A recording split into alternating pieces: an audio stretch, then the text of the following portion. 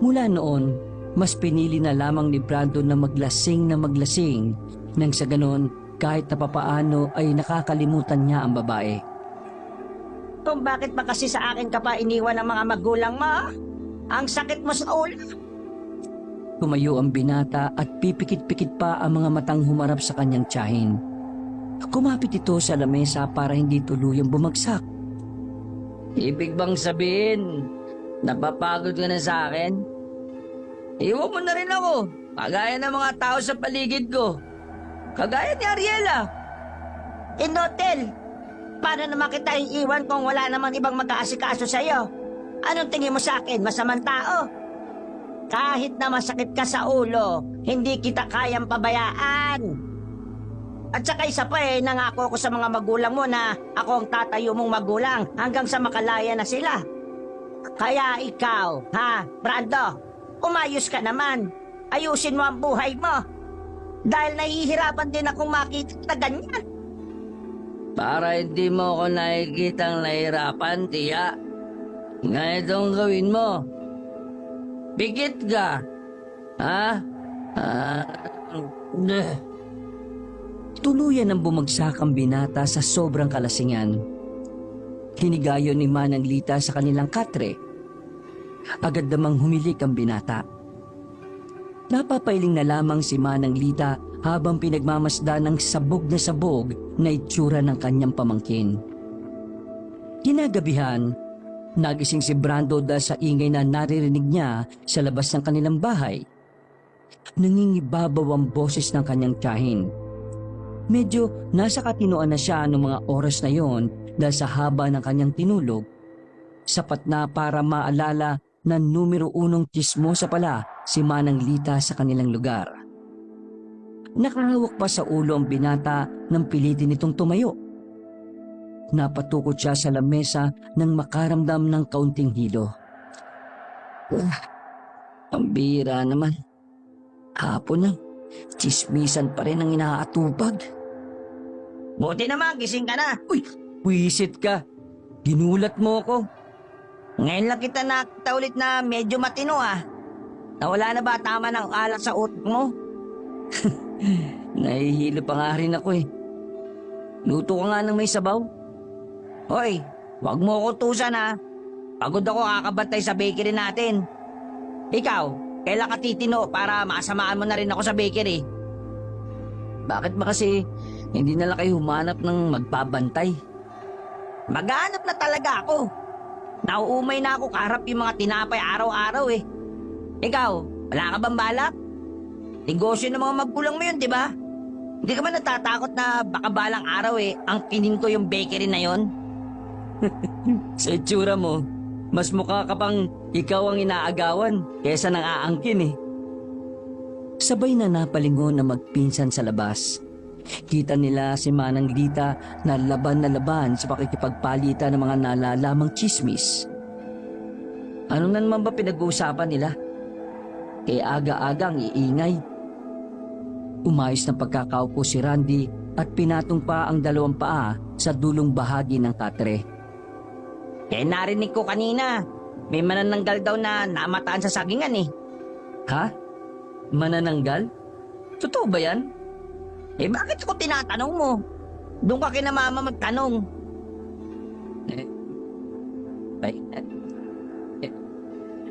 Napala muna ng pera. Bibili ako ng alak. Diyan ka magaling. Hindi pwede. 1 buwan na kitang binibigyan. 1 buwan na rin nababawasan ng kita ng bakery. Ay nako, bahala ka sa buhay mo.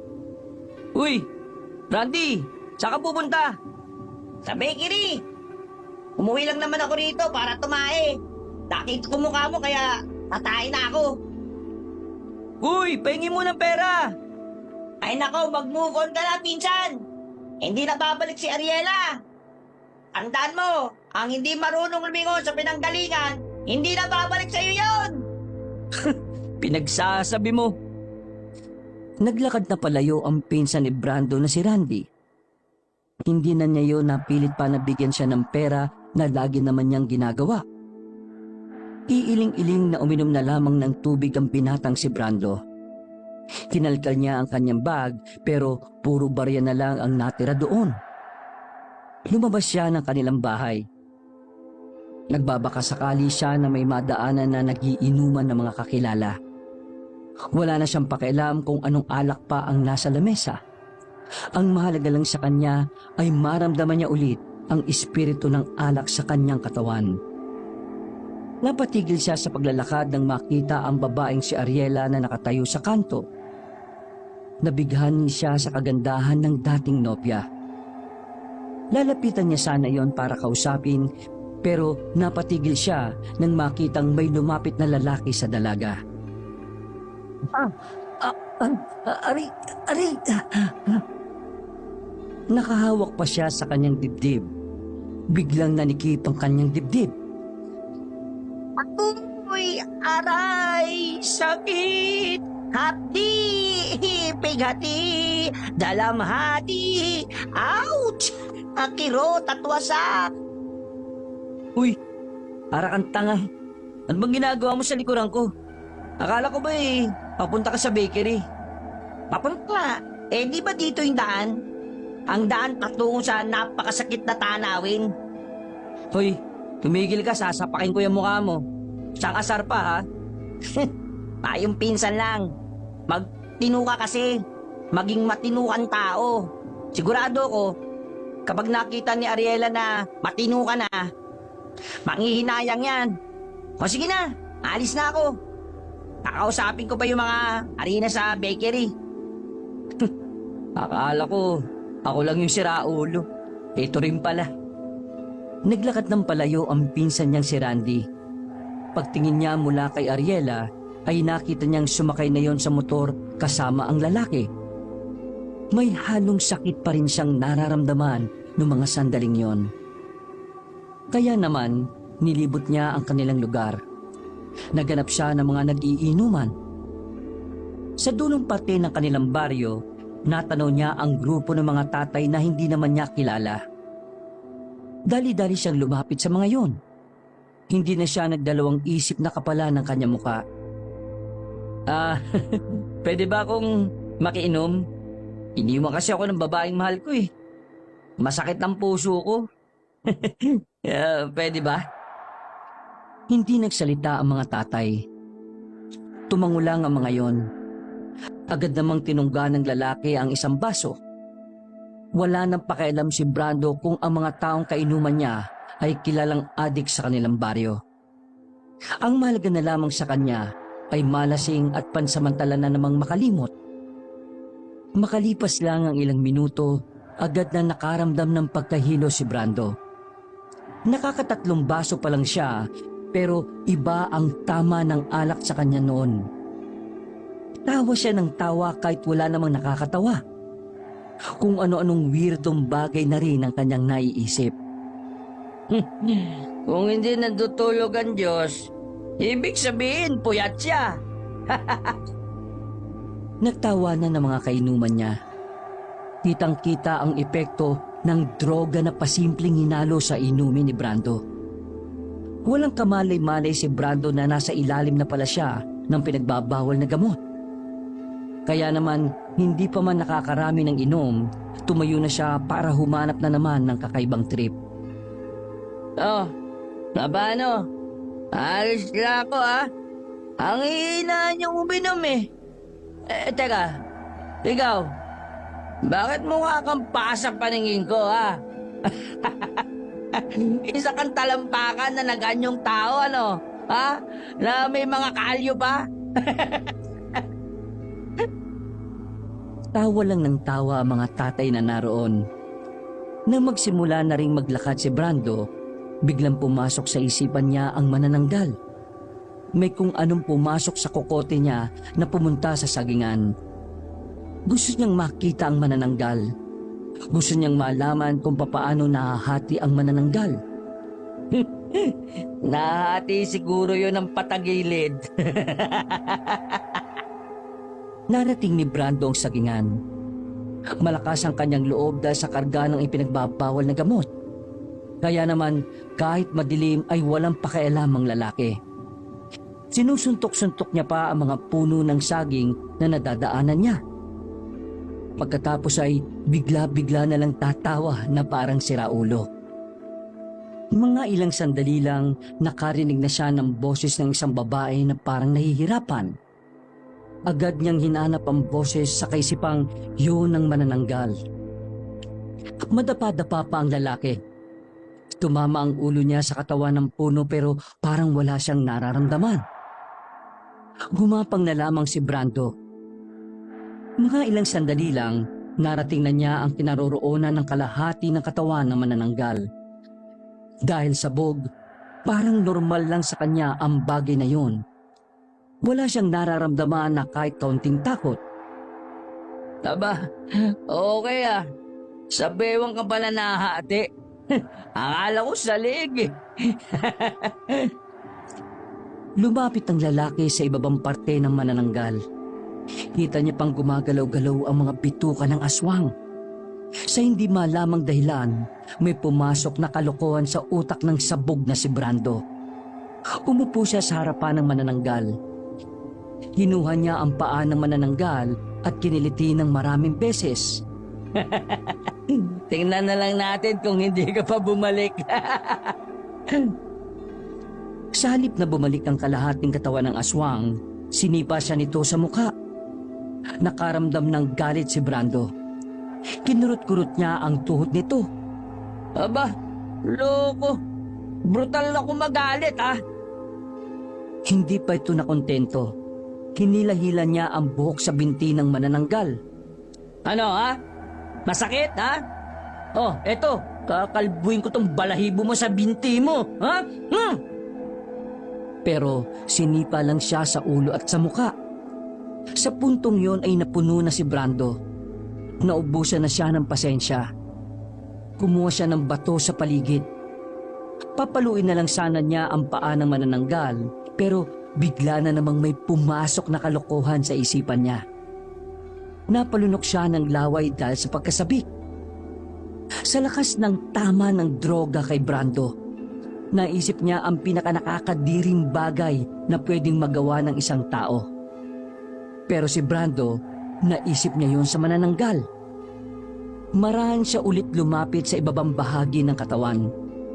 Unti-unting umarko ang ngiti sa kanyang muka. Dahil sa kanyang naiisip, nabura na ang kanyang inis. Napalitan ng pagpapantasya. Pasensya ka na kanina ah. Hindi ko naman sadya eh. Ano? Bati na tayo ah. Marahan niyang hinawakan ng kaliwang pisngi ng puwet ng manananggal. Parang siyang tanga na kinikilig-kilig pa. Halos mapunit na ang bibig niya sa kakangiti ng malapad. Ilang sandali lang, sinimulan niya na ang kanyang gustong gawin. Sinisipa-sipa pa siya ng manananggal nung una. Pero kalaunan ay hindi na rin yun pumalag. Sa mga pagkakataong yun, walang kamalay-malay si Brando sa sagingan. Mas halimaw pa siya kaysa sa manananggal. Mas masahol pa siya sa pagiging demonyo ang takbo ng kanyang utak. Mahihiya si Satanas sa sobrang kasamaan na ginagawa niya. Makalipas ang ilang minuto, narating niya ang langit-langitan kahit hagdanan ng demonyo ang kanyang ginamit. Napaupo ang binata sa gilid nang ngingiti-ngiti pa. Anong klaseng feeling to? Feeling ko, ang sarap. Ito ba ang tinatawag nilang heaven of pleasure? Agad na umalis si Brando sa sagingan matapos magawa ang kanyang gusto. Sobrang saya ng lalaki. Tawa siya ng tawa kahit na wala namang matinong dahilan. Habang naglalakad, pinagsasasapak niya ulit ang madadaanan na puno ng saging. Pagdating naman niya sa kalsada, bigla na lamang siyang gumitna roon. Pagmamayari ko ang mundo. Akin ang mundo. Sumama kayo sa akin. Dadaling ko kayo sa mundo ko.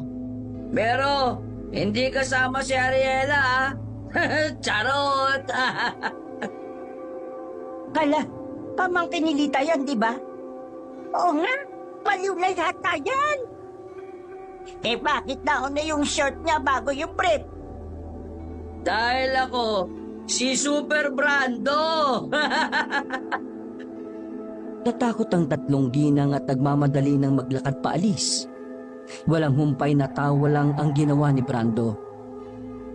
Maya-maya lang ay umupo na siya sa gilid. Sa sobrang sabog sa droga, hindi lamos niya sa muka ang putik.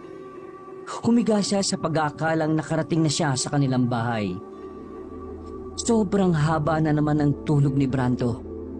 Hindi niya alam kung ano pa ang mga ginawa niyang kalokohan. Wala na siyang maalala. Basta pagkising niya, 3:00 na ng hapon. Hinang-hina ang lalaki. Pinagpapawisan ng malamig. Gutom na gutom siyang bumangon at lumabas ng kwarto niya. Pag-upo niya sa harapan ng lamesa, naroon si Manang Lita at ang pinsan niyang si Randy. May tinapay na nasa gitna ng hapagkainan at isang malaking bote ng soft drinks na kalahati pa lang ang bawas. Seryosong nakatingin sa kanya ang dalawa. Sa mga sandaling yon, bumalik na ang katinoan niya. Ano na naman ba? Bakit ganyan kayo makatingin ha? Gutom ako, huwag kayo makulit ha. Wala ka naalala sa mga katarantaduhan na ginawa mo? Ha? Natulog na nga lang ako maghapon eh. May ginawa na naman ako. Gusto mo ba isa-isain ko, Insan? Sige. Bigla kang pumasok sa bakuran nila Aling Pising. Yung mga bagong laban na sinampay nila, pinagkukuha mo. Tapos, nilagay mo sa planggana. Ang sabi mo, lalaban mo ulit. Tapos, yung kanin nila Mang Toto na kaluluto pa lang, gusto mong isangag. Ayun, nakipag-away ka sa kanila. Sa tricycle naman, sabi ng mga driver doon, nagpapatid ka raw sa dulo ng walang hanggan. Tapos, yung manok ni paring Topper, pinalangoy mo sa drum. Si Aling Donita, yung lola ni Arnold, hinamon mo ng tuwan. Sira ulo ka ba? Naka-wheelchair na yun eh. Ha? Ginawa ko lahat yon? O huwag ka muna magsalita, meron pa. Ha? Meron pa? Pumunta ka sa barangay. Tinanong mo si Kapitan kung sino nagpalaki sa kanya. Kasi, sabi mo, bakit hindi siya lumaki? Hindi mo rin pinalampas yung napadaan lang na pilay sa kanto. Inagawan mo na sa suklay. At higit sa lahat, pinagkalat mo na may nangyari sa inyo ng manananggal. Lahat ng yan ginawa mo sa loob lamang ng isang gabi. Grabe ka! Nakanganga lamang si Brando habang nakikinig sa mga sinasabi ng pinsan. Kahit na anong gawin niyang pag-alaala, hindi niya mabalikan sa isip ang lahat ng sinabi ni Randy. Wala talagang natitirang memorya sa kanya. Maliban na lang noong umupo siya sa inuman ng mga tatay na adik. Grabe. Wala akong maalala eh. Wala kang maalala, buisit ka? Galit na galit ang mga tao sa'yo tapos wala kang maalala? Ponyemas ka talaga. Sumasakit ang ulo ko sa'yo, ha? Puro ka na lang problema. Kung gusto mong sirain ang buhay mo, huwag mo kaming idamay. Dahil kami, gusto naming mabuhay ng maayos. Kung ayaw mo na matinong buhay, may lumayo ka sa amin. Nakakapagod ka na eh. Nagulat si Brando nang tuluyan ng sumabog sa galit si Lita. Nanibago siya roon dahil kilala niyang mahaba ang pasensya nito sa kanya. Sa lahat nga ng kamag-anak niya, para sa kanya, ayun na ang pinakamabait. Pero ibang-iba ang tiyahe niya noon. Kaya naisip niya na baka totoo ngang gumawa na naman siya ng mga katarantaduhan. Nag-walkout ang ginang dala ang soft drink sa tinapay. Naiwan si Randy na nakasandal sa upuan at sa lubong ang kilay na nakaharap sa kanya. Wala talaga akong maalala, Insan eh. May ginawa akong ganun. Tumingin sa kanya ng seryoso ang lalaking si Randy. Tumitig yon sa mga mata ni Brando. Insan, magsabi ka nga ng totoo. Nagdroga ka ba kagabi? Ha? Sira ulo ka ba? Bakit naman ako? Ha? Napatigil si Brando nang maalala ang mga nakainuman. Sa kanya lang napagtanto na mga adik nga pala ang mga nakasama niya nung gabi. Ano? Umamin ka? Nag-inom ako kagabi doon sa dulo. Saang dulo? Doon sa dulo. Sa mga adik. Sira pala ulo mo eh. Alam mo nang adik yung mga yun, bakit ka pag-inuman dun? Ay, di ko alam. Basta, palagay ko may hinalo sila sa iniinom ko eh. Hinampas ni Randy ng malakas ang lamesa. Dismayado yun sa kanya. Kulang na nga lang ay sapakin siya nito bigla. Kaya naman pala para kang tanga eh. Kung ano-anong mga ginawa mo. Pero ang mas kumakalat sa baryo ngayon ha, ay yung sinabi mo sa kanila na may nakatali kang manananggal. Putya, sinabi ko talaga yon. Alam nga naman ako. Sino bang sabog? Hindi. Wala akong ginawang ganun. Naku, bahala ka nga sa buhay mo. Sa ginawa mo, lalong na turn off sa'yo si Ariela. Alam ba kung anong sabi niya sa'yo? Ha? Ano? Trash! Isa kang trash! Basura! Natahimik si Brando. Kahit isang salita lang yon, sapat na yon para makaramdam na naman siya ng sakit. Sa mga oras na yon, pinagsisisihan niya ang mga ginawa niya. Mas lalo siyang napraning kapag iniisip niya kung ano ang mga mas malalang nagawa niya. Oh, saan ka na naman pupunta? Sa bakery! Magsasara muna ako! Penging pagkain! Abay, kumuha ka sa kusina, no? Hindi mo ako utusan para pagsilbihan pa kita! Bumuntong hininga na lamang si Randy at tumingin sa kanya ng seryoso. Kapag hindi mo pa inayos ang buhay mo, iiwan ka na ni Mama. May naalok na trabaho sa kanya sa bayan. Stay in. Kung gusto mong samahan ka pa rito ni Mama, abay ayusin mo ang buhay mo, ha? Brando, patanda na nanay ko. Mas inaalagaan ka pa niya ngayon kaysa sa akin eh. Tapos ikaw, binabaliwala mo lang. Ano? Natatawa ka pa? Naiwang tameme ang binatang si Brando. Hindi na niya nagawa pang sumagot sa pinsan niya. Alam din naman niya kasi na tama ang sinasabi nito. Nainis siya sa sarili. Nagsisisi siya sa mga araw na sinayang niya nang dahil lang sa isang babae. Kahit hinang-hina, pinilit niyang tumayo. Pumunta siya sa kusina at kumuha ng pagkain. Para siyang mabangis na hayop kung kumain. Gutom na gutom siya dahil hindi naman siya kumakain ng tama. Gabi na nang maisipan ni Brando na hanapin ang tiyahin niya sa labas. Gusto niyang humingi ng paumanhin sa mga nagawa niya. Habang naglalakad sa gilid ng daan, meron siyang nakabanggaan na babae. Bahagyang napatras ang babae. Mabuti na lamang ay nahawakan yun ni Brando sa kamay kaya hindi natumba. Ay, naku, pasensya na miss ha. Hindi ka kasi tumitingin sa dinaraanan mo eh. Ikaw kaya na kayo ko. Ako pa sinisi mo? Ramdam ni Brando na galit at masungit ang babae. Kaya naman naisipan na lamang niyang magpakumbaba. Ayaw na rin naman niyang dagdagan pa ang problema ng kanyang tiyahin. Ako ba? Ay, pasensya na kung hindi kita nakita. Medyo nahihilo kasi ako eh. Sa susunod tumingin ka sa dinaraanan mo, ha? Buti sana kung ang bango-bango mo, may alak ka. Hindi ka yata naliligo eh. Uy, naligo ako nung nakaraan ha. Pero mamaya maliligo ako ulit. Diyan ka na nga. Pinagmasdan ni Brando ang babaeng papalayo. Nagsalubong ang kilay niya nang makita ang palda ng babae. Hindi niya alam pero parang pamilyar sa kanya ang palda.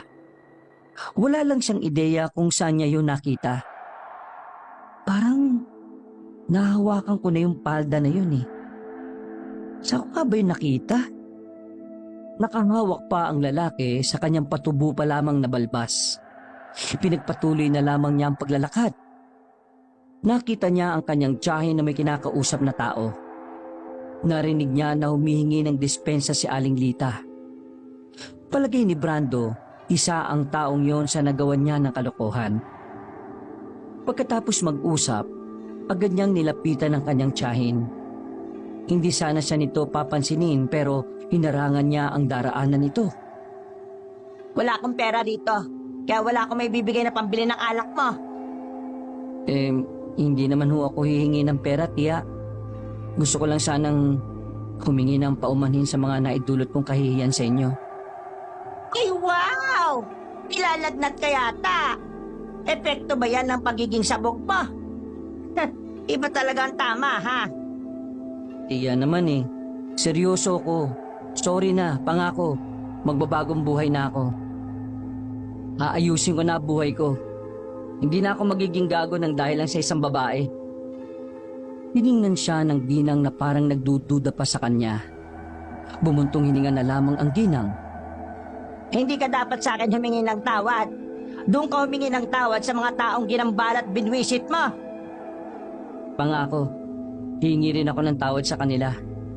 Pero, tiya, nakikiusap ako. Huwag ka nang umalis. Magpapakatino na ho ako. Umalis. Baliw ka na naman ba? Bakit ako aalis? Di ba, may nag-aalok na trabaho na stay-in sa inyo sa bayan? Sira ulo. Wala. Saan mo naman narinig yan?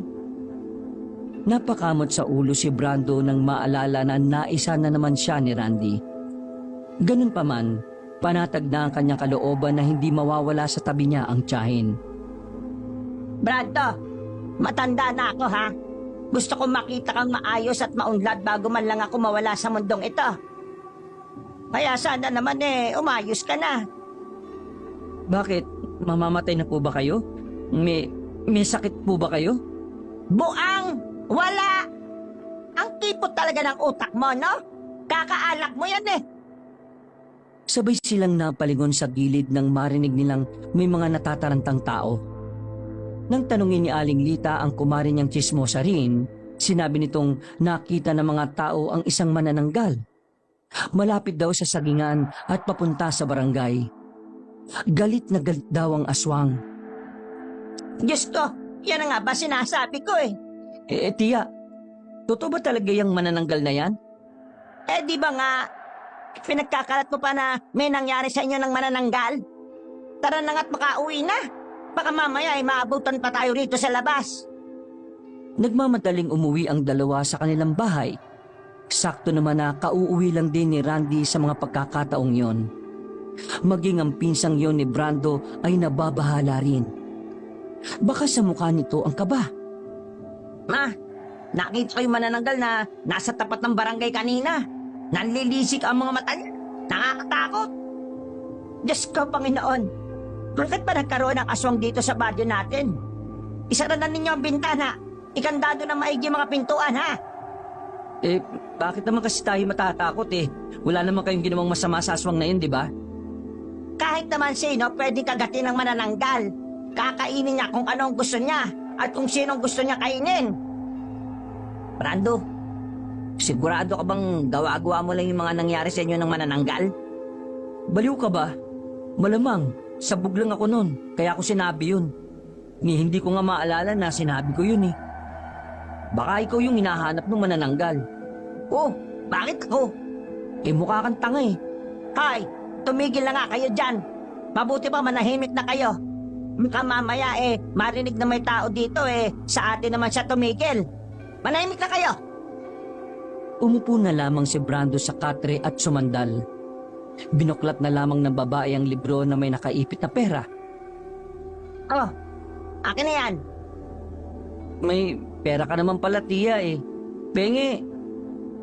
Tinakpan ni Randy ang bibig ni Brando nang marinig nila ang pagaspas ng pakpak sa labas. Sinyalis yun na malapit na sa kanilang bahay ang manananggal. Halos hindi na makahinga si Brando sa pagtatakip ni Randy ng bibig nito. Pero walang pakialam si Randy. Mas gugustuhin pa nitong hindi makahinga si Brando kesa malapa sila ng manananggal. Marahang sumilip si Aling Lita sa pintuan. Sinarado nito agad nang makitang nasa tapat na nila ang manananggal. Ano ba? Alis kamay mo? Ang baho-baho eh. Grabe naman oh. Hoy, tarantado ka. Huwag ka maingay. Nanahimik na lamang si Brando. Naramdaman na lamang nila na parang may mabigat na sa kanilang bubungan. Doon na rin nila naririnig ang malalakas na pagaspas ng pakpak. Hindi gumagalaw ang tatlo. Wala silang ginagawa na maaring makalikha ng ingay. Kuminga ng malalim ang mag-ina, habang si Brando naman ay napapakamot na lang sa ulo habang nakikisama sa dalawa. Makalipas ang halos 10 minuto, naramdaman nilang umalis na rin ang aswang. Parang nabunutan ng tinik sa lalamunan ng mag-inang Randy at Lita. Nakahawak pa sa dibdib ang ginang. Habang si Randy naman ay dali-daling lumaklak ng tubig sa sobrang kaba. Tumayo si Brando at kaswal na lumapit sa bintana. Binuksan niya yun at sumilip sa labas. Wala na. Huwag na kayo matakot. Ikaw, bakit hindi ka natatakot? Kasi tiya, hindi naman talaga nakakatakot ang manananggal eh. Kapag nakita mo ng harapan ng manananggal, baka maihi ka pa sa short mo eh. Oo na. Eh wala na nga siya eh. Kaya huwag na kayong kabahan. Tara, kumain na tayo para... Walang kakain. Ha? Wala munang kakain. Gusto ko makasiguro na nakaalis na yung manananggal sa baryo natin. Tiya naman, nagugutom na ako eh. Natatakam na tumingin si Brando sa mga pagkaing nakahain sa lamesa. Kahit gusto na niyang lantakan ng mga yon, hindi niya magawa dahil nakabantay din naman si Randy. Oh, narinig mo naman, di ba? Wala munang kakain. Grabe, kainis naman. Dito na muna kayo. Pupuntahan ko lang yung mga kumari ko. Titingnan ko kung nasaan na yung manananggal. Lumabas ng bahay si Lita. Padabog namang umupo sa harapan ng lamesa si Brando.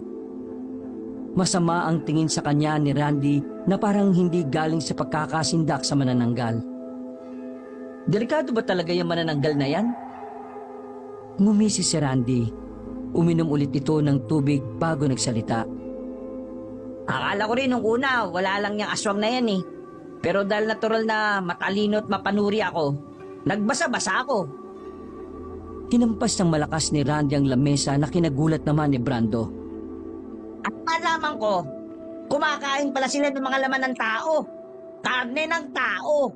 Karne mo. Oyo, mapanuri ka tapos yan lang ang nalaman mo? Nagugutom na ako, no? Pwede na ba akong tumikim? Kahit na nag-aan yung tao rin sila. Baka hindi mo alam ha.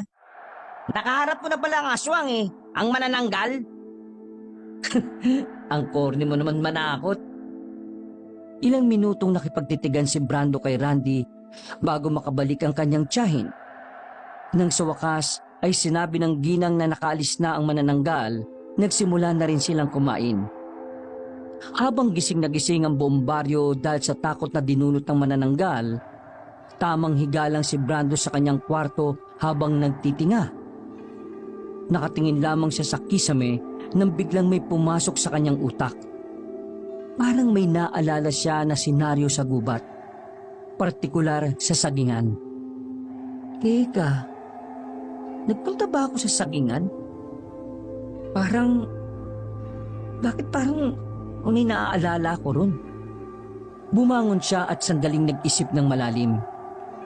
Pilit niyang inaalala kung ano ang nangyari sa sagingan. Pero bigla lang sumakit ang kanyang ulo sa kakaisip nito. Tinuon na lamang niya sa iba ang kanyang atensyon. Inisip na lamang ni Brando kung papaano nga sisimulan ang matinong buhay. Masasabi niya na sa mga nangyayari sa kanyang buhay, nakakalimutan na rin niyang paunti-unti ang babaeng si Ariela. Kinabukasan, maagang nagising si Brando. Dahil wala pa naman siyang naiisip na a-apply ang trabaho, naisipan na lang muna niyang pumunta sa kanilang bakery na nasa baryo lang din naman nila. Nagulat pa si Randy nang makita siyang nasa labas. Agad na lumapit sa kanya ang pinsan at nagdududa kung bakit siya naroon. Uy, totoo ba ito? Sa loob ng maraming buwan, ang tagapagmana ng bakery na ito ay nandito? Hindi pa ako nananaginip ha? Hoy, tumigil ka nga, ang OA mo. Uy, bakit ka nga nandito? Wala akong mapapairam na pera ha? Wala pang benta. Kung gusto mo, kumain ka na lang ng tinapay. Ano ka ba? nandito ko kasi gusto kong magbantay. What? Dito sa bakery, magbabantay ka? Ay hindi, baka sa morgue. Siyempre dyan, no? Pero wag ka nga alis ha, turuan mo ako. Hoy, nakasingot ka siguro ng usok ng gulong hindi kaya usok ng katol. Pero, di bale, samahan mo ako para may katulog naman ako dito. Sabay na pumasok ang dalawa sa bakery. Isa-isang tinuro ni Randy ang mga dapat gawin at nakuha naman kagad yun ng binata. Habang nagbabantay ang dalawa, nakita ni Brando ang pamilyar na mukha ng babae na nasa labas. Kilala mo ba yung nasa labas? Bago mong syota? Uy, hindi ah. Ang pangit niya na. Bakit parang masama akong makatingin sa'yo? Ayan yung nakabanggaan ko sa daan nitong nakaraan. Kaya pala. Nagsorry ka ba? Oo naman, no? Muling tiningnan ng dalawa ang babae sa labas, pero laking gulat nila nang makitang wala na yun doon. Nagtaka sila kaya lumabas din sila para tingnan. Pero hindi na talaga nila nakita. Hindi man pinahahalata ni Brando, pero nakakaramdam siya ng kaunting kaba sa kung paano siya tingnan ng babae. Mabilis na lumipas sa mga sandali. Sumapit na ang kinagabihan. Oras na para isarado ang kanilang bakery. Grabe, nakakapagod pala, no? Napagod ka pa nagsusukli ka lang naman. Pagkatapos nilang maisara ang bakery, ay naglakad na rin sila pauwi. Pasipol-sipol pa si Brando habang nakapasok ang kamay sa magkabilang bulsa. Hindi nagtagal ay nakarating na rin sila sa kanilang bahay. Nasa bakuran pa lamang sila ay nakaramdam na ng kakaiba ang magpinsan. Nagkatinginan sila nang mapansin na parabang may ibang tao sa loob ng bahay. Nagmamadali silang pumasok. Naabutan nila si Aling Lita na nakaupo. Habang kaharap nito ang mga taong hindi nila kilala. Ang tanging namumukhaan lamang ni Brando doon ay ang isang babae na nakakairita ang mukha. Yun ang babae na nakabanggaan niya sa daan. Ama, ano to? Sino tong mga Biglang sinarado ng isa sa mga yun ang pintuan. Huwag niyong subukan na sumigaw o magingay. Kung ayaw niyong may masaktan. Sandali lang. Ano ba to? Kidnap? Hostage? Uy, wala kaming pera. Ikaw yon. Ako? Oo, ako yung nakabangga sa'yo. Pero bakit kailangan pang umabot sa ganito? Nagsorry naman ako sa'yo ah. Nagsumbong ka pa sa papa mo? Nagkukunwari ka pang walang alam? Rosa, tama na yan. Naglakad ang matandang lalaki palapit kay Brando. Napatingin si Brando sa matanda. Hindi naman yun mukhang mayaman, pero hindi rin naman mukhang mahirap. Pagtingin nila sa iba pa, simple lang din ang datingan. Isa lamang ang napansin ni Brando sa mga yon. Lahat ng yon ay mapuputla. Parang hindi nadadaluyan ng dugo. Ikaw ba si Brando? Oo, ako yun. Ikaw, sino ka ba? Bakit nandito kayo sa bahay namin? May nalalaman pa kayong pasara-sara ng pinto ah. Panagutan mo ang anak ko. Nagulat ang magpinsan sa sinabi na matandang si Rogelio. Pareho silang walang ideya sa pinagsasabi nito. Kanina pa sila rito at sinasabing nabuntis mo raw ang anak niya. Yan yung babaeng yan. Tumawa ng malakas ang binata. Pero seryoso lang ang mga nasa harapan nila. Hindi makikitaan ng kahit na anong pagbibiro sa muka. Unti-unting sumeryoso si Brando nang makitang tila nanlilisik na ang mga mata ng matanda. Seryoso ba to? Paano ko mabubuntis ang babaeng yan? Ang pangit niyan. Hindi ko naman niya kilala. At saka, nakabanggaan ko lang naman yan sa daan ah. Hindi naman nakakabuntis yung pagbabanggaan, di ba? Totoo ngang wala kang pakialam matapos mong pagsawaan ng lower body ng anak ko. Wait, what? Lower body?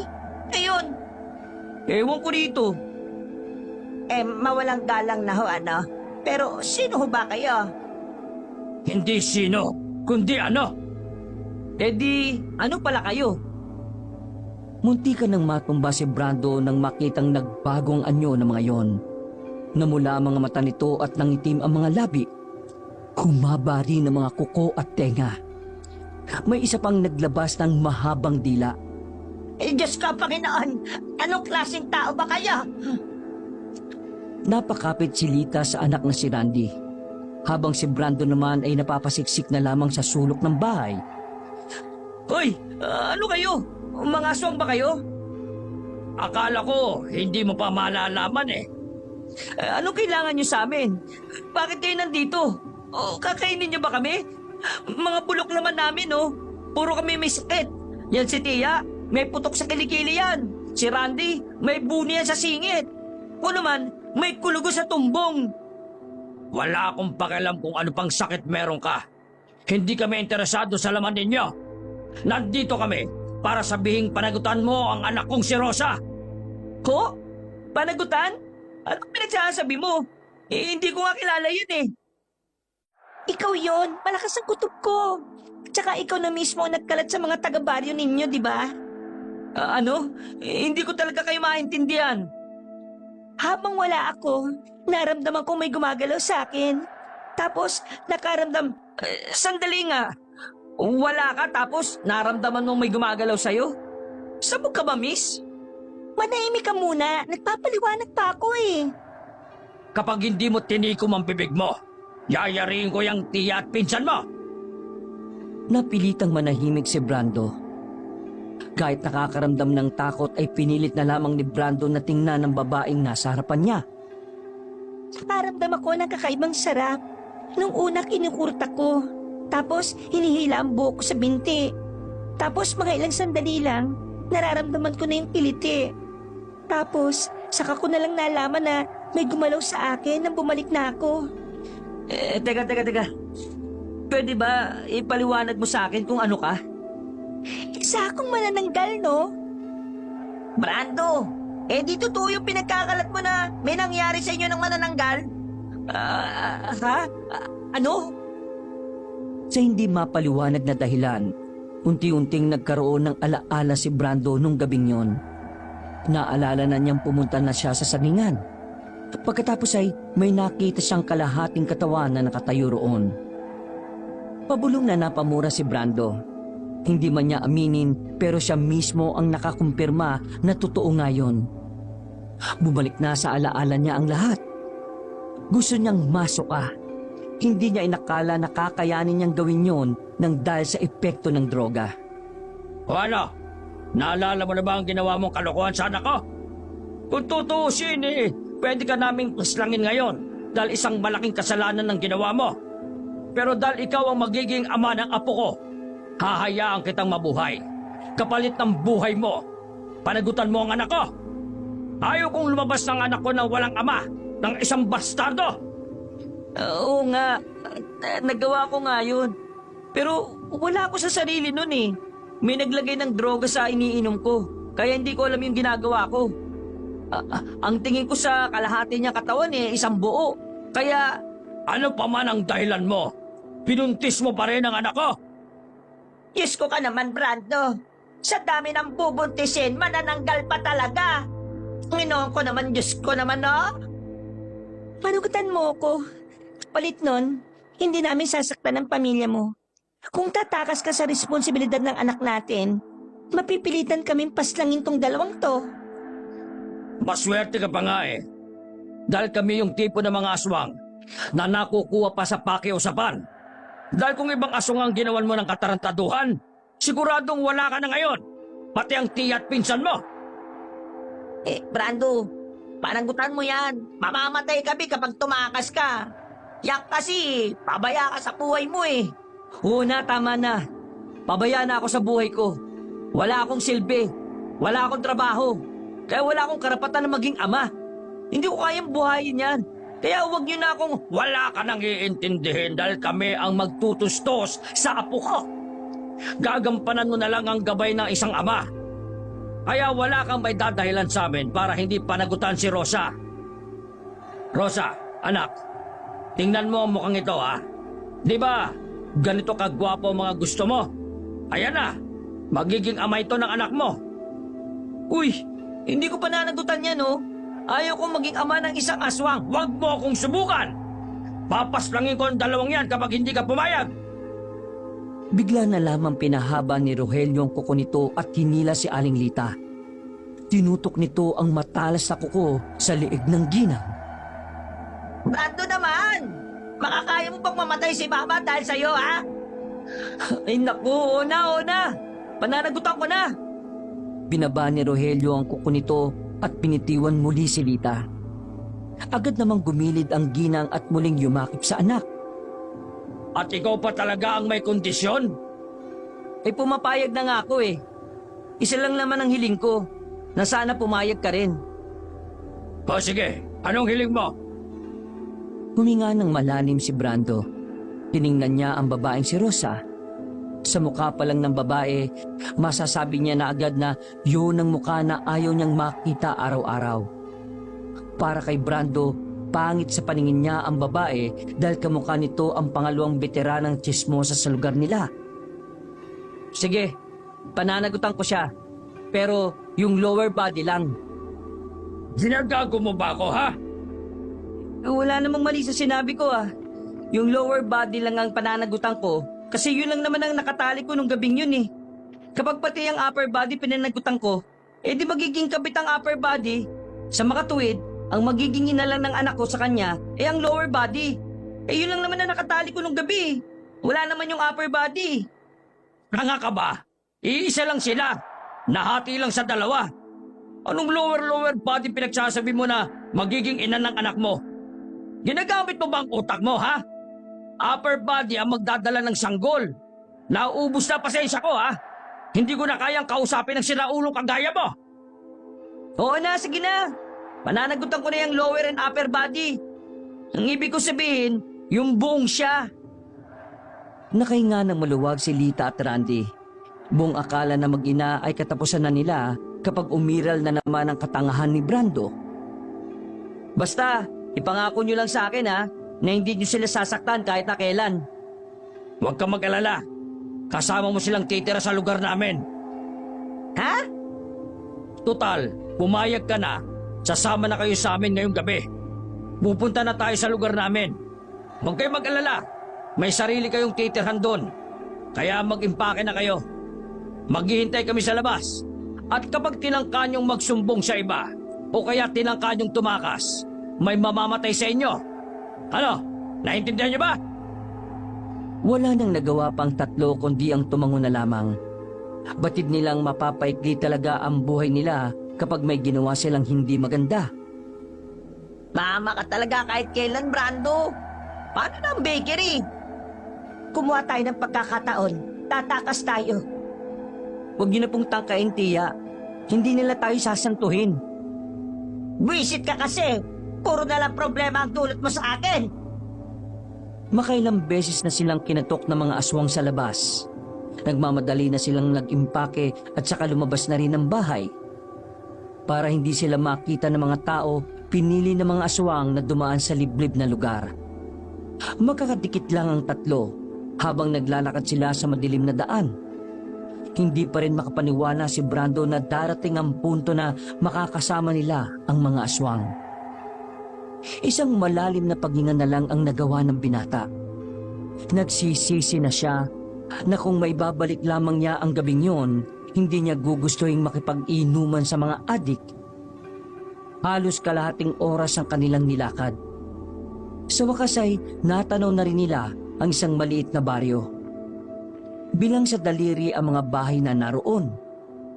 Kahit na walang supply ng kuryente, maliwanag sa lugar dahil sa mga malalaking sulo na nasa daan.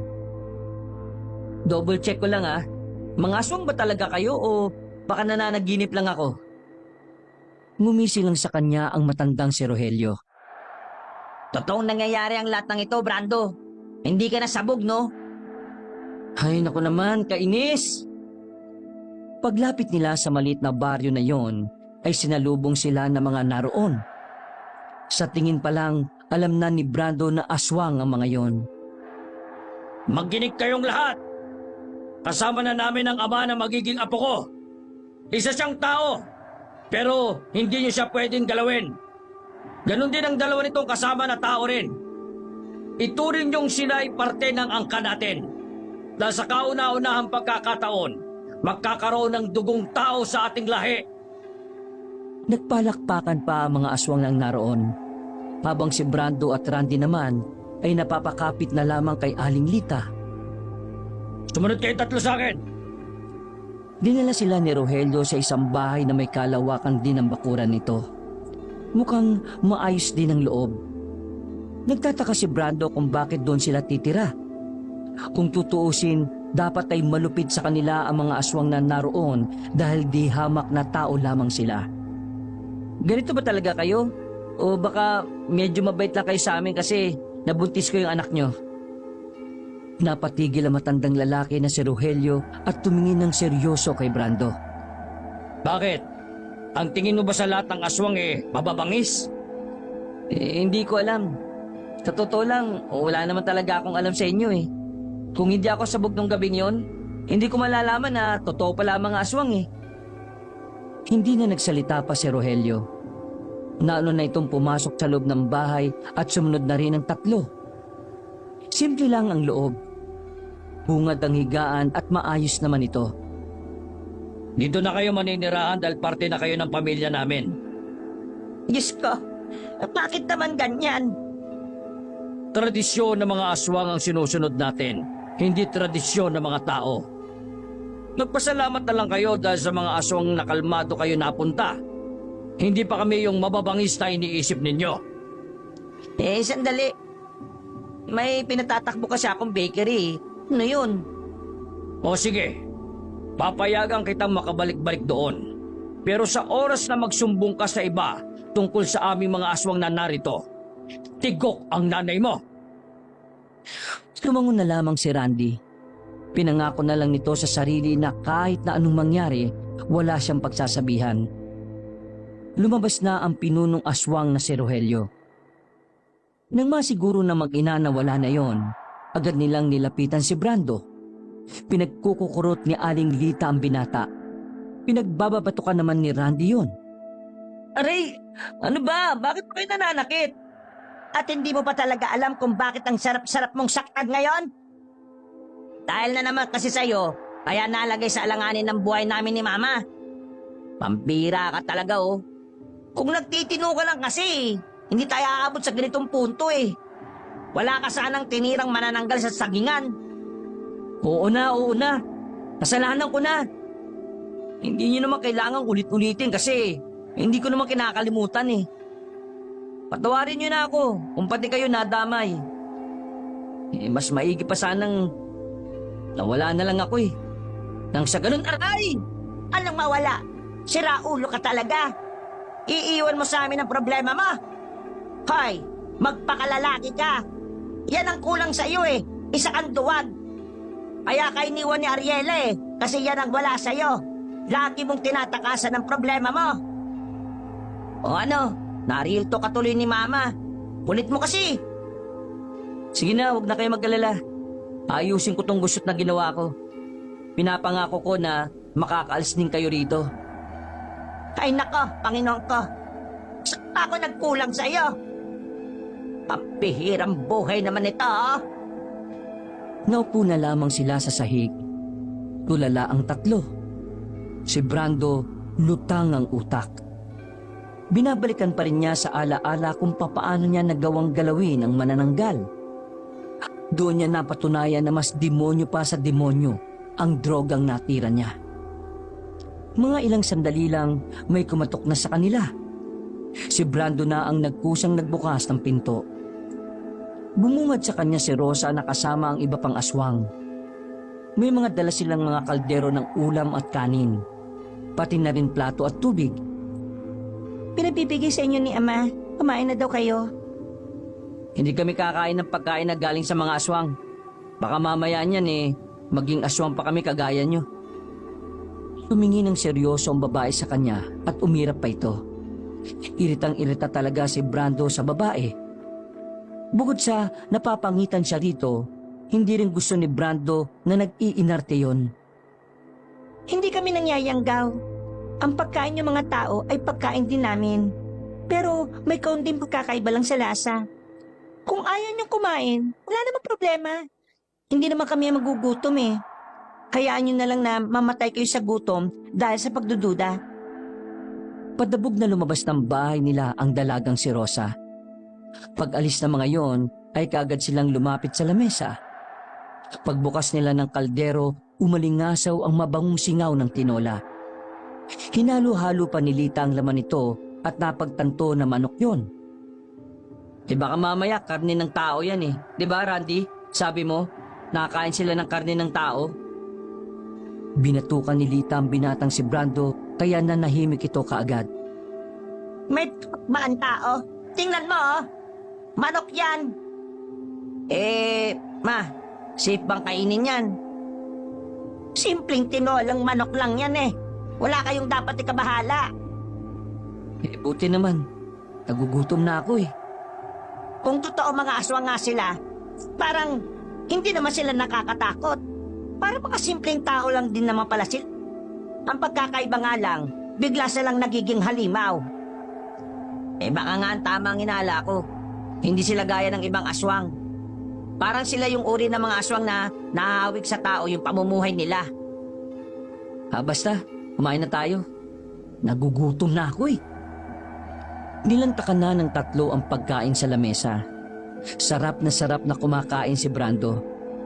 Parang sandali niyang nakalimutan na nasa lugar sila ng mga aswang. Sa sobrang sarap ng tinola, napahimas-himas pa ng tiyan si Brando. Ay, nabusog ako. Mas masarap pa to sa luto ni Tia eh. Mismo. Hay, mga lintik kayo. Huwag na kayong kakain ng luto ko kahit kailan ha. Pagkatapos kumain, humiga na rin sila para matulog. Napailing na lamang si Brando nang makitang nakatulog na ang mag-ina. Hindi siya makapaniwala na nagawang matulog ng mga yon kahit na alam nilang nasa lugar sila ng mga aswang. Sarap ng tulog ng dalawang to ah. Feel at home na kaagad. Hindi dinadalaw ng antok ang binata. Naisipan na lamang niyang lumabas ng bahay. Balak niya lang sana ay tumambay sa bakuran. Pero nakarinig siya ng malakas na boses na nagmumula sa di namang kalayuan. Base sa boses na naririnig niya, may pagkamaangas ang may-ari ng tinig na yon. Dahil sa minanang pagiging tsismoso kay Aling Lita, marahan siyang naglakad palabas ng bakuran. Hinanap niya kung saan nagmumula ang mga tinig na yon. Hanggang sa ilang sandali lang, nakita niya ang matandang si Rogelio na may kausap ding lalaki. Nasa pagkakatansya ni Brando, mas bata yung kesa kay Rogelio. Mga nasa edad 45 hanggang 50. Nakikiusap ako sa'yo. Umalis na kayo. Wala kaming tinatagong tao rito. Lahat ng nandito ay puro mga aswang. Hindi mo kami maloloko. Kanina nang dumaan ako rito, may naamoy akong dugo ng tao. Hindi lang isa, kundi 3. Kaya Rogelio, ituro mo sa akin kung nasaan sila. Ador, maniwala ka. Guni-guni mo lang yon. Walang tao sa baryo namin. Nagulat na lamang si Brando nang biglang sakali ng lalaking si Ador si Rogelio. Mga mabababang uri lang kayo ng aswang. Kaya paano mo nagagawang maglihim sa mataas na antas ng aswang kagaya ko? Bakit? Gusto niyong suluhin ng mga tao yan? Magsasalita pa sana si Rogelio pero bigla na lang nakalunok ng lamok si Brando. Mula sa pinagtataguan niya, napalingon sa kanya ang mga aswang nang maubo siya. Nakita niyang papalapit na sa kanya ang tauhan ni Ador. Pero naramdaman na lamang ni Brando na merong humila sa kanyang paa. Hindi ka nila pwedeng makita. Nagtago sila sa silong ng isang bahay. Tinakpan ni Rosa ang bibig ni Brando para hindi na yon makalikha ng ingay. Nang masiguro ng babae na hindi na nakasanod sa kanila ang tauhan ni Ador, ay nakahinga na ito ng maluwag. Sabihin mo nga sa akin, aswang din ba mga yon? Mapapangis aswang sila. Palagi nilang binubuli ang mga aswang dito. Kasi alam nilang hindi naman kami kagaya nila na mababangis at malalakas. Eh di totoo pala na mabubuting aswang kayo? Hindi ko masasabi. Kasi ang paniniwala ng mga tao, wala namang aswang na mabuti. Ang masasabi ko lang, sinusubukan namin mamuhay ng kagaya ng sa inyo. Nang sa ganon, maintindihan namin kung papaano maging tao. Ah, ganun ba? Pero bakit nila kami hinahanap? Kakainin ba nila kami? Oo, kumakain sila ng karni ng tao. Kaya sa oras na malaman nila na nandito kayo, mapapahama kayo at ang buong angkan ninyo. Pero buti na lang kinain niyo yung tinola. O bakit? Pagiging aswang na ba kami? Hindi, dahil sa tinola, hindi na nila maamoy ang dugo ninyo bilang tao. Ha? Basta, hindi nila kayo pwedeng makita. Isa pa, hindi ka rin pwedeng mamatay. Ikaw ang magiging ama nitong dinadala ko, no? Eh, matanong ko lang huwag ka sana magagalit. Di ba sabi mo nabuntis kita? Paano pala yun? Kapag lumaki ng tiyan mo, tapos nahati ka sa gitna, eh di malalaglag yung bata. Kapag buntis ang manananggal, hindi na nahahati ang katawan niya. Delikado para sa bata. Literal na malalaglag talaga. Hindi na napigilan ni Brando ang matawa. Pero mabuti na lang ay napigilan niya kaagad. Eh, kanina pa tayo rito sa ilalim ng bahay na to. Pwede na ba tayong lumabas? Mamaya na, hintayin muna nating umalis si Ador. Bumuntong hininga na lamang si Brando habang nakadapa sila roon. Makalipas ang ilang minuto, naramdaman na rin ng babae na nakalis na si Ador at ang mga kasama nito. Agad naman silang pinuntahan ni Rogelio nang malamang nasa labas pa si Brando. Galit na galit si Rogelio sa binata. Bakit ka ba nasa labas? Paano kung nakita ka ni Ador? Eh di patay ka na sana ngayon. Hindi ka ba talaga nag-iisip? Pasensya na ho. Gusto ko lang ho sanang magpahangin eh. Kaso narinig ko yung boses nung maangas na yon. Kapag namatay ka, mawawala ng ama ang magiging apo ko. Naintindihan mo ba sinasabi ko, ha? Tatangon-tangon na lamang si Brando sa takot na baka bigla na lang siyang saktan ni Rogelio. Sige na, bumalik ka na sa bahay nyo. Huwag kang lalabas hanggat hindi ko sinasabi. Paliwanag! Nagmamadaling tumakbo si Brando. Napatid at nadapa pa nga ito pero agad-agad din namang bumabangon. Agad niyang sinarado ang pinto na makarating sa bahay. Mas natakot pa ako sa kanya kumpara dun sa Ador eh. Ay nako, makatulog na nga lang. 1 linggo ang nakalipas. Tila unti-unti nang nasasanay ang tatlo sa pamumuhay ng mga aswang doon. Hindi rin naman kasi nalalayo ang pamumuhay ng normal na tao sa sistemang naroon. May mga tradisyon at kultura nga lang na weirdo ang mga aswang doon. Pero kahit na papaano ay nagagawang pakisamahan nila Brando. Ang tagal naman makabalik ni Randy, tiya. Kaninang umaga pa yun umalis Malamang, galing sa bakery. Parang hindi mo naman alam na hapon ang sarado nun. May magagabi na eh. Bakit mo ba hinihintay si Randy? Pwede ka naman pumunta kay Rosa. Magkakana ka na, kailangan mo pa ng kasama. Mahiya ka naman, oy!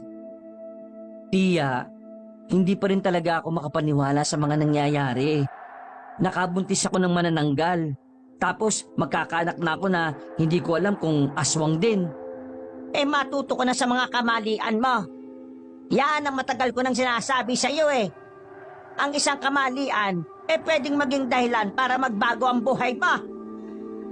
Ay nako, siguro kailangan ko na lang din talagang gawin ng nararapat. Hindi naman sila masasama eh. Oo, yan ang dapat. Pasalamat ka na lang kasi kahit aswang sila hindi nila tayo sinasaktan. Ay sige na, buntahan mo na si Rosa. Baka gabi na si Randy. Ang mapait ang ngiti na pinakita ni Brando. Naglakad na rin siya patungo sa kinaroroonan ng bahay ni Rosa.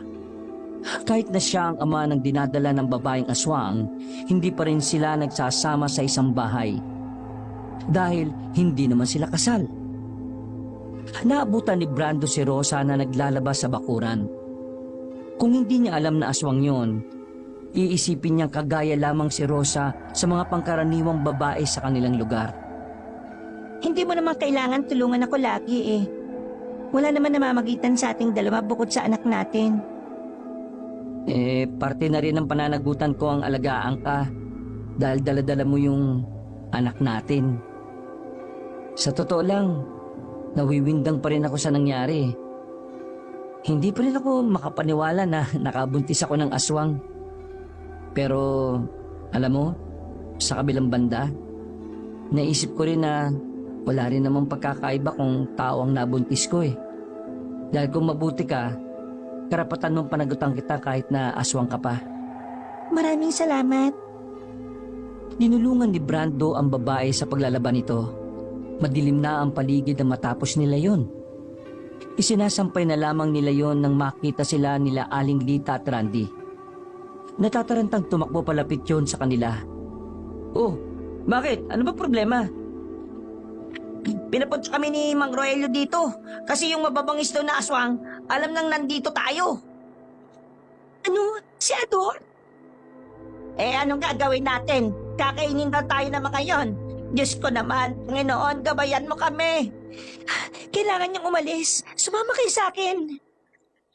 Hindi pa man sila nakakaalis, biglang dumating si Rogelio na dumaan pa sa bungat. May dugo na ito sa bandang noo. Sige na, umalis na kayo. Alam na nilang nandito kayo. Rosa, sumama ka sa kanila. Brando, alagaan mo ang anak ko, ha? Bilis ka! Paano kayo? Huwag mo na kaming intindihin. Kami nang bahala para hindi nila kayo mahabol. Tumakbo na paalis ang apat. Pero hindi pa man sila nakakailang hakbang, dumating na ang aswang na si Ador. May hawak-hawak pa yon na ulo ng kapwa aswang. Napatigil sila ng dahil sa takot. Maging sa gilid din ay may mga aswang na rin nakasama ni Ador. Agad na humarang si Rogelio. Huwag mo silang sasakin. Ako lang naman na nagsinungaling sa iyo, Ador. Walang kinalaman ng mga taong ito. Rogelio. Ang galing mong magpanggap na wala kang tinatago. Pinagmukha mo akong tanga. Akala mo siguro hindi ko malalaman na tinatago mo ang mga taong yan, ano? Nagkakamali ka ng iniisip. Hindi ko sila gustong suluhin. Tinatago ko sila rito dahil nabuntis ng lalaking ito ang anak ko. Yun ang dahilan. Sinusubukan mong makabuo ng sanggol na kalahating tao at kalahating aswang? Bakit? Gagamitin mong sanggol laban sa amin? Alam mong malakas ang dugo ng tao at aswang, kaya... Sandali lang. Sino ka namang bastos ka? Nagsasalita pa ako, ha? Nang mapadpad ako sa lugar na to, napatunayan ko na hindi pala lahat ng aswang ay kasing sama mo. Nalaman ko na meron pa palang aswang na parang kagaya ng tao. Naging basura ang buhay ko dahil sa isang babae. Sinira ko ang buhay ko. Marami akong pinerwisyo. Dahil sa mga maling desisyon ko, nakagawa ko ng kasalanan. Nakabuntis ako ng aswang. Pananagutan ko yon para itama ang pagkakamali ko. Tapos? Ha? Ano? Wala lang. Sinabi ko lang. Tingin ko naman ang epal mo. Hindi ka na nga napapansin ng Ador na yan, nagpapansin ka pa. Ador, nakikiusap ako sa iyo. Itigil mo na ito. Hayaan na natin silang makalis kasama ang anak ko. Pasensya ka na, Rogelio. Pero mag-iisang linggo na rin kasi akong hindi nakakakain ng karne ng tao. Kaya kahit na lumuha ka pa ng dugo dyan, hindi mo ako mapipigilan. Nagtalunan na ang mga kasamahan ni Ador. Kaya sa puntong yon, hindi na nagdalawang isip pa si Rogelio. Magpanag tayo! Mula sa likuran ng dalawang bahay na magkatabi, lumabas na ang mga kasamahang aswang nila Rogelio. Nakipagsagupa ang mga yon sa grupo ni Ador. Natulala naman si Brando sa nakikita niya. Hindi niya inakala na masasaksihan niya ang mga aswang na nagkakapatayan. Natauhan lang ito nang hilahin ni Aling Lita ang kanyang patilya. Tumakas na tayo! Nanonood ka pa dyan, ha? Habang nagkakagulo, sinamantala nila ang pagkakataon para makatakas. Dumaan sila sa gilid. Nang makalabas sila ng baryo, pinasok nila ang kagubatan. Teka, saan tayo pupunta?